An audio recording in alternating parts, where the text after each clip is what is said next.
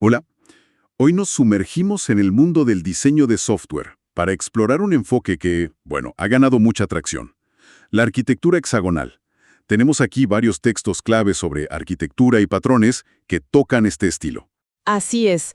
Vamos a hablar de la arquitectura hexagonal, también la llaman puertos y adaptadores. Es una forma de estructurar las aplicaciones que, bueno, promete mucho desacoplamiento, mucha flexibilidad. Vamos a analizar qué es, por qué usarla, cómo se relaciona con otros conceptos importantes, todo basado en lo que dicen estas fuentes reconocidas. Perfecto. La meta es entender bien la esencia de este patrón. ¿Y por qué figuras como Robert Martin o textos sobre microservicios le dan tanta importancia, no? Así que, ¿por dónde empezamos para desentrañar esto del hexágono? Pues presentación, lógica, datos, a menudo crean dependencias que, bueno, son problemáticas. Claro. La lógica de negocio, por ejemplo, puede terminar dependiendo directamente de la base de datos, o la interfaz de usuario muy acoplada a la lógica. Y eso hace que los cambios sean difíciles, riesgosos. Exacto. Si quieres cambiar la base de datos, podrías tener que tocar la lógica de negocio. Y eso no es ideal. Entiendo. Es la típica situación donde un cambio pequeño en un detalle técnico, como la base de datos, te obliga a modificar partes centrales del sistema. Fuentes como Clean Architecture critican mucho esa rigidez, ¿verdad? Son secundarios. Deben depender del núcleo, no al revés. ¿Y la arquitectura hexagonal es, digamos, una forma de llevar esa idea a la práctica? Justo. Es una manera de implementarlo. Entonces, ¿qué es conceptualmente esta arquitectura hexagonal? ¿Cómo rompe con esas dependencias que mencionabas? Pues imagina la lógica central de tu aplicación, las reglas de negocio puras, como un núcleo protegido. La arquitectura hexagonal lo que propone es rodear este núcleo con una capa de abstracción. Este núcleo define puertos, que son esencialmente interfaces, contratos, que especifican cómo se puede interactuar con él. O sea, para darle órdenes y también para obtener información que necesita del exterior. Correcto. Tanto para entrar como para salir, digamos. Entiendo. El núcleo dice, si quieres que haga algo, háblame por este puerto de entrada. Y si necesito algo de afuera, como guardar datos, espero que alguien implemente este puerto de salida. Así es la cosa. Precisamente así. El núcleo es agnóstico a quién o qué está al otro lado de esos puertos. Y aquí entra la segunda parte del nombre, adaptadores. Ah, claro. El mundo exterior, la UI, las bases de datos, APIs externas, sistemas de mensajería, se comunica con el núcleo a través de adaptadores específicos. Vale. Entonces, si tengo una aplicación web, tendría un adaptador web. Este recibe peticiones HTTP, las traduce y llama a un puerto de entrada del núcleo. Ajá. Y si el núcleo necesita guardar datos, llamará a un puerto de salida. Por ejemplo, una interfaz tipo repositorio de usuarios. Y tendría un adaptador de base de datos que implementa esa interfaz usando, no sé, Postgresio, por decir algo. ¿Correcto? Y lo bueno es que si mañana decides añadir una API REST, además de la web, Simplemente creas otro adaptador. exacto, un nuevo adaptador API REST que también habla con los mismos puertos de entrada del núcleo. O si migras de PostgreSQL a MongoDB, reemplazas el adaptador de base de datos por uno nuevo para MongoDB. Y el núcleo ni se entera. El núcleo ni se entera. Sigue hablando con la misma interfaz repositorio de usuarios. Eso suena muy potente. La clave entonces parece ser esa inversión de dependencias, ¿no? El exterior depende de los puertos que define el núcleo Exacto. y el núcleo no depende de nada exterior, solo de sus propias abstracciones, que son los puertos, Apuntan hacia adentro, hacia el núcleo. protegiendo la lógica de negocio. Justamente. Protegiendo la lógica de negocio de la volatilidad de los detalles técnicos. La UI puede cambiar, la base de datos, los servicios externos, pero el corazón de la aplicación se mantiene estable, aislado. Bien, la idea conceptual está bastante clara. Ahora, profundicemos un poco en los beneficios que las fuentes le atribuyen a este enfoque. Mencionaste la flexibilidad de cambiar componentes externos, pero ¿qué más?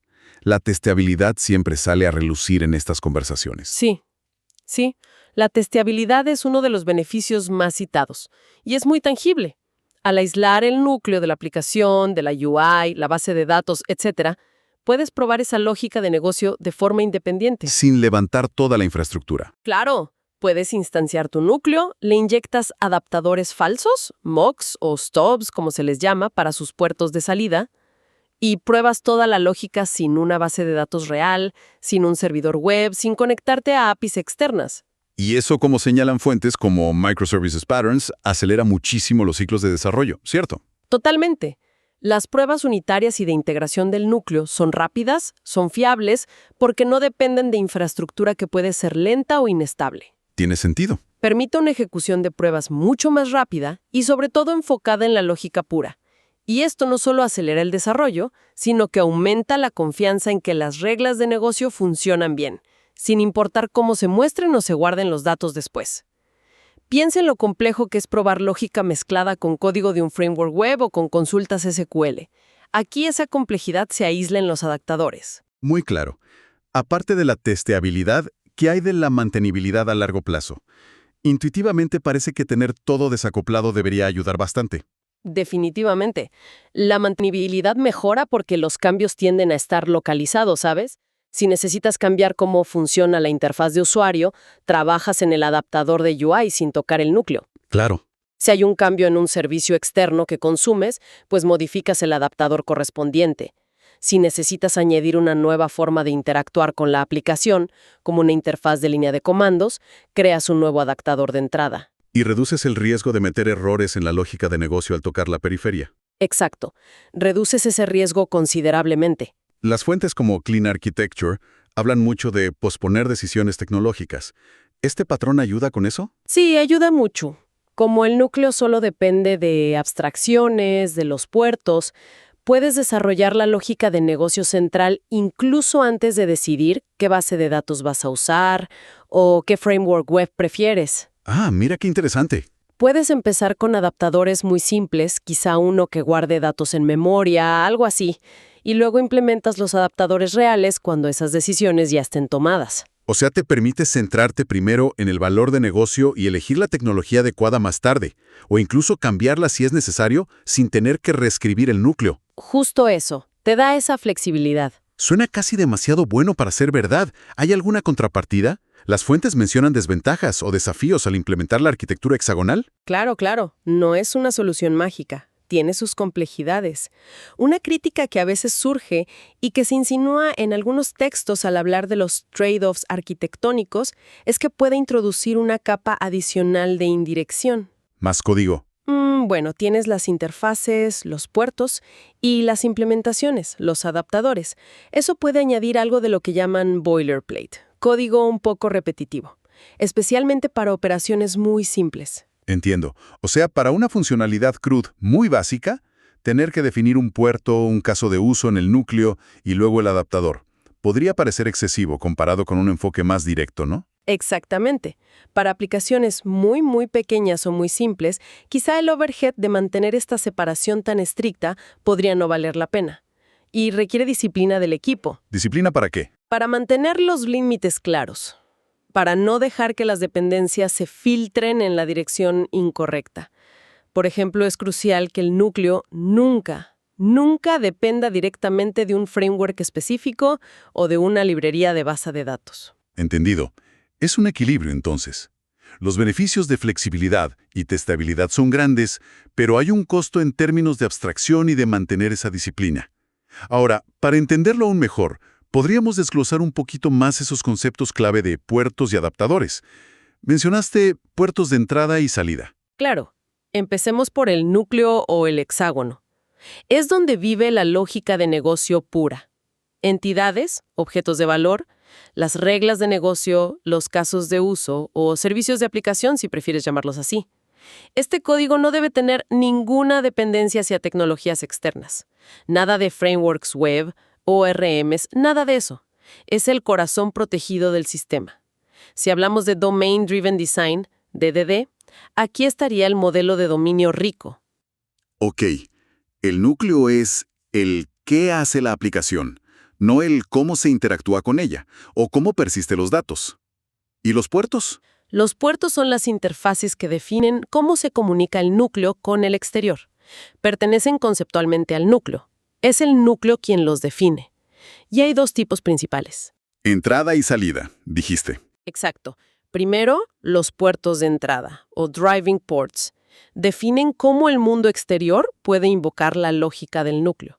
Suelen ser interfaces que implementan los casos de uso o servicios de aplicación dentro del núcleo. Representan las funcionalidades que la aplicación ofrece al exterior. Ajá. ¿Y los otros? Los puertos de salida o driven ports. Estos definen lo que el núcleo necesita del mundo exterior.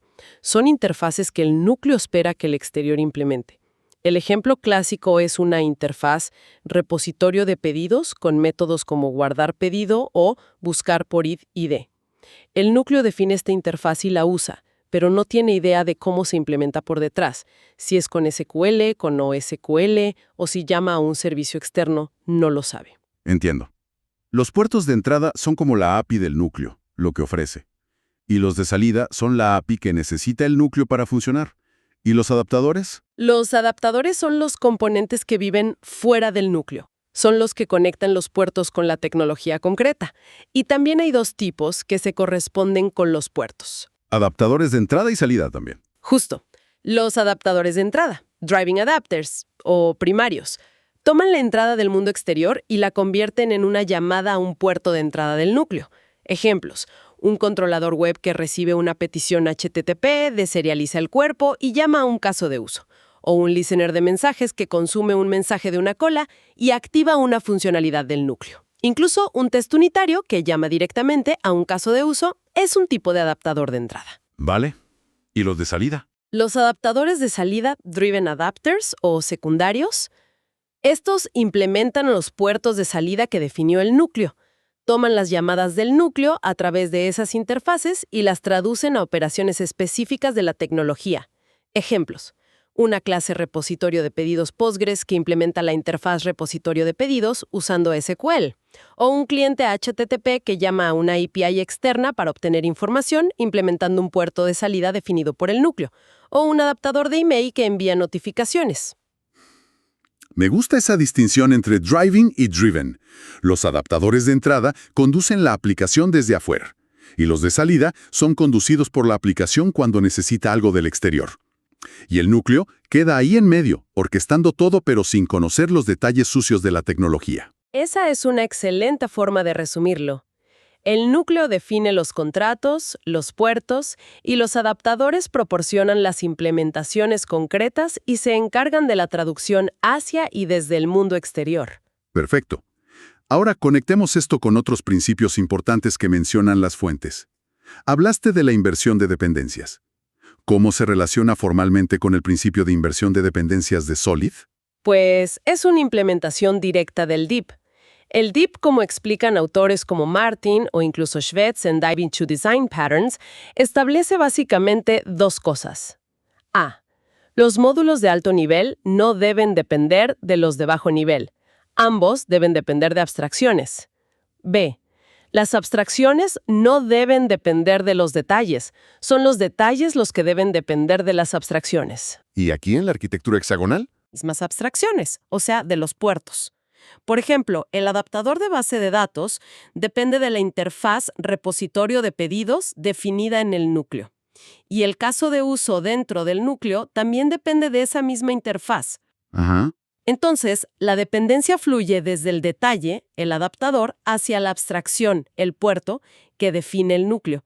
Se invierte la dependencia tradicional donde la lógica dependería directamente de la base de datos. Clarísimo. El puerto actúa como ese punto de inversión de la dependencia. Muy elegante. Y mencionaste también Domain Driven Design, DDD y microservicios. ¿Cómo encaja la arquitectura hexagonal en ese contexto? Encaja muy bien.